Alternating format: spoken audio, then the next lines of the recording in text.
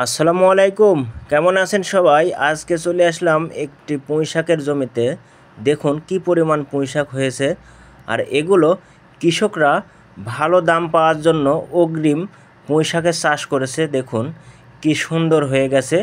এগুলো কিছুদিনের মধ্যেই বিক্রি শুরু হয়ে যাবে এবং বিক্রি শেষ হওয়ার পরেও এগুলো বীজ রাখবে, কারণ এগুলো অন্য জাতের পুঁইশাক এবং এই জাতের পুঁইশাকটা বীজ উৎপাদন করা যাবে এবং এগুলো অনেক দিন ভরে রাখবে জমিতে এবং পর্যায়ক্রমে এইগুলো থেকে বিক্রি করার পর যে কুশিগুলো থাকবে, কুশিগুলো বের হবে, ওগুলো থেকে বীজ উৎপাদন করবে কৃষকরা।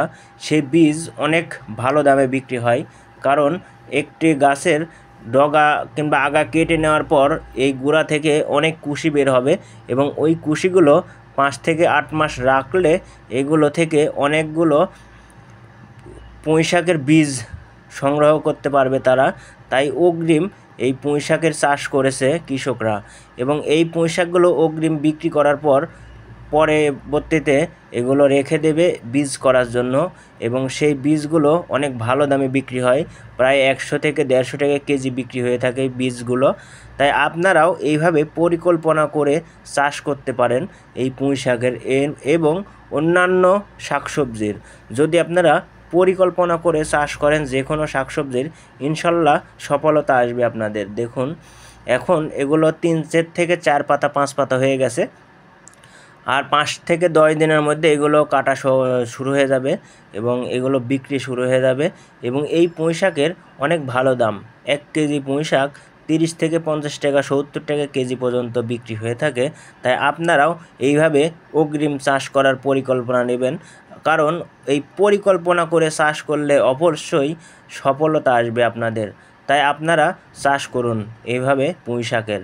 দেখুন পুঁইশাকগুলো অনেক সুন্দর এবং সতেজ হয়ে গেছে। দেখুন এই গ্রীষ্মকালীন সময়ে অনেক রোদ এবং অনাবৃষ্টির কারণে এই পুঁইশাকগুলো একটু ছোট হয়ে আছে, কারণ বৃষ্টিপাত কম। এখন আপাতত বৃষ্টি হওয়ার কারণে দেখুন পুঁইশাকগুলো অনেক সুন্দর এবং কি সুন্দর তরতাজা হয়ে আছে। এগুলো দ্রুত এখন বেড়ে উঠবে, কারণ বৃষ্টি পাচ্ছে এই পুঁইশাক।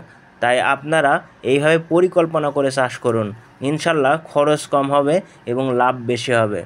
দেখুন আমার পেছনে এই জমিটা প্রায় 1 বিঘা জমিতে চাষ করেছে কৃষকরা।